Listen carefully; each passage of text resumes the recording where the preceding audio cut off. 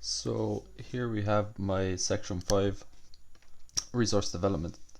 So what we have here is a kid's toy where you slot the shapes in and then the child can retrieve the cut out shapes.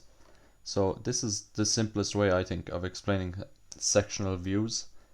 This is to explain where hatching would be seen, what a sectional view is, and the overall visualization of what sectional views in assemblies would be. So this is just a basic model. As you can see, I have all different shapes cut out. I have ellipses, circles, rectangles, squares, and triangles of all different shapes and sizes cut out. So to begin, we will cut a sectional view.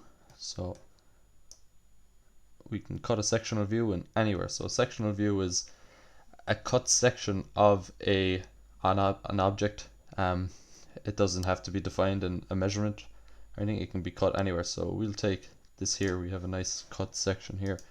So if we look directly into it, this is the cut section. So you can see I've cut through all the shapes, and then you have the gaps where it would have cut, and then the gaps for the shapes are here as well.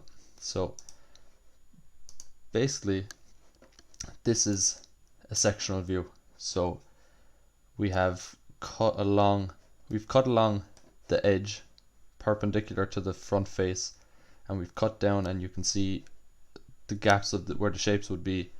So for hatching, this would be shown in this section here, along here, and then down here you have another one here, there.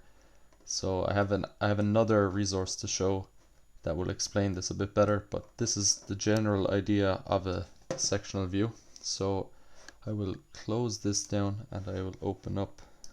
So I've taken a sectional view of a different portion of the object. So you can see here we've cut along, and over here then in this image, if we zoom in, we can see the hatching. So I will change so if you were to draw this out, it would look something like this, and you can see you have your hatching at a 45-degree line preferably, and it indicates where the object has been cut. So the easiest way to explain hatching in a sectional view would be where, let's say if I had this object and I cut it with a blade or a saw, where you would incorporate hatching would be along these lines where the blade would have cut straight through. So that would indicate where you would this would be the easiest way or for students to know where you would incorporate hatching. Now there are certain elements where you would not include hatching, so that would include bolts, washers, rivets, screws. You wouldn't incorporate hatching on those. They're just that way for a reason. You just would not. You would only incorporate it on the object itself. Now you would not incorporate hatching in here, as I mentioned before. You would only incorporate, let's say, where the blade would cut, and the blade would not cut along in here, along this section or any other of these sections here.